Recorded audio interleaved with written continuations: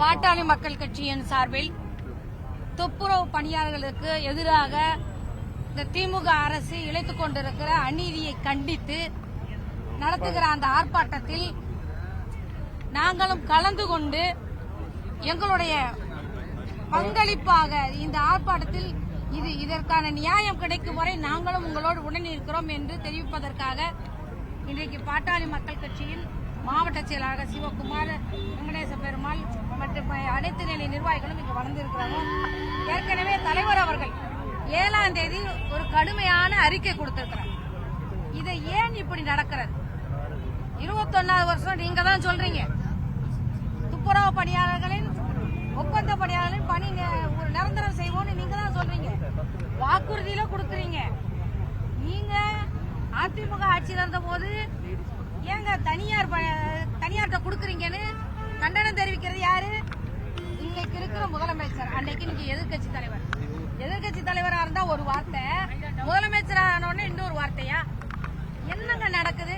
2300 கோடி வருதுன்னா யார வேணாலும் காவு கொடுக்கறதுக்கு தயாராயிருவீங்களா? உண்மையில கொரோனா பீரியட்ல நாம எல்லாரும் வீட்டுக்குள்ள பத்திரமா இருந்தோம்னா இந்த சென்னையை முழுக்க சுத்தமா வச்சிருந்தது இந்த சுகாதார பணியாளர். இன்னைக்கு எனக்கு உண்மையில புரியலங்க.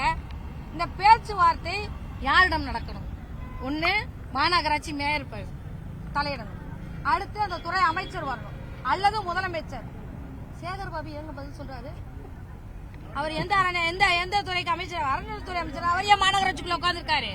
நம்ம யாருக்குமே கேள்வி கேட்க மாட்டோம்னா அப்படி பேச்சுவார்த்தையா? அவங்க அந்த டோனும் அவங்களுடைய முகபாவனையும் எவ்வளவு அலட்சியமா இருக்குது. இதை விட போறதில்ல. நீங்க துப்புரவு பணியாளர்கள், அதுவும் சமூக நீதிக்கு நாங்க தான் பெரியார் மண்ணுன்னு சொல்ற நீங்க இன்னைக்கு பட்டியலினத்தை சேர்ந்தவர்கள் அத்தனை பேரும் இந்த இதில் வாழ்வாதாரமாக வைத்துக் கொண்டிருக்கிறார்கள். நீங்க அவங்க அவ்வளவு பேரையும் காவு கொடுக்குறீங்கிறது எப்படி தெரியாம போகுது? இன்னைக்கு அத்தனை மக்களும் உட்கார்ந்துருக்காங்க. அவங்க ஒரு வாரமா ஆர்ப்பாட்டம் பண்ணிட்டு இருக்காங்க. 6 கட்ட பேச்சுவார்த்தை தோல்வி அடைந்து முறிவுக்கு வந்து விட்டது.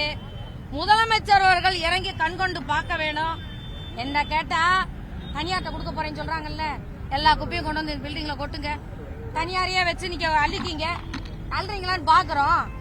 என்னங்க இன்னும் ஒரு நாள் தோழர்கள் அத்தனை பேர் உட்கார்ந்து இருக்கிறாங்க.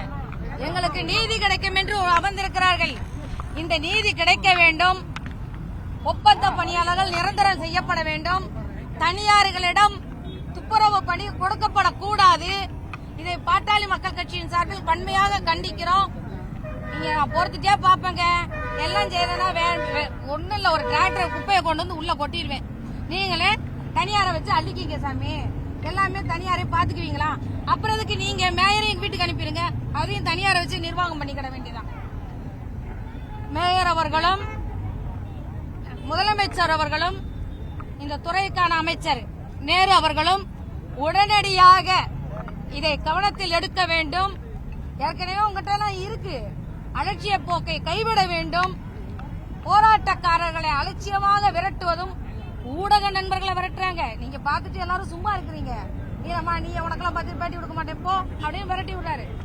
ஊடக நண்பர்களுக்கு பதில் சொல்ல வேண்டும். இந்த போராட்டத்தை முடிவுக்கு கொண்டு வர வேண்டும் என்று முதலமைச்சர் அவர்களை அன்போடு கேட்டுக்கொள்கின்றேன்.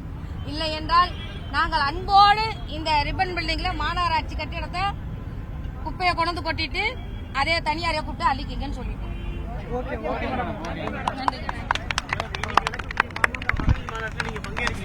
உங்க கூட தானங்க இருக்கேன். கேள்வி தப்பா இருக்குல்ல? ஏங்க இந்த போராட்டம் முக்கியம் வந்திருக்கேங்க. இந்த போராட்டம் முக்கியம் தலைவர் அனுப்பியிருக்காரு, வந்திருக்கிறேன். மாநாடு வருவாங்க, நடக்கும். ஆனா இந்த போராட்டம் அதை விட முக்கியமானது இல்ல. விழுப்புரத்துல நடந்த ஆர்ப்பாட்டத்தை விட ஆரம்பாக்கத்துல சிறுமிக்கு இழைக்கப்பட்ட அநீதிக்கு போய் நிக்கணும் தலைவர் சொன்னாரு, போய் நின்னோம். எது முக்கியம்னு நீங்க பேட்டியா கேட்கக்கூடாது. இந்த போராட்டம் வெற்றி பெற வேண்டும். முதல் இந்த போராட்டத்தை மையப்படுத்துங்க. வேற கேள்விகளை இதுக்குள்ள திரைக்காதீங்க. இதுக்கு பதில் சொல்ல வேண்டிய அவசியம் இல்லை. இந்த துப்புரவு பணியாளருக்கு பணி நிலைப்பு கிடைக்க வேண்டும். தனியார் மயம் கொடுக்க கூடாது. அரசு எல்லாருக்கும் சரியான ஊதியம் வழங்கி சமூக நீதியை நிலைநாட்டு சொல்கின்ற இந்த திராவிட மாடல் அரசு உடனடியாக இந்த பிரச்சனைக்கு தீர்வு காண வேண்டும். நீங்களாச்சும் கடைசி வரை இருப்பீங்களா கூட? உட்காந்துறேன்ப்பா. நான் உட்காந்தேன்னா என்ன செய்வீங்கன்னு எனக்கு தெரியாது. பாத்துருங்க சரியா? நன்றி.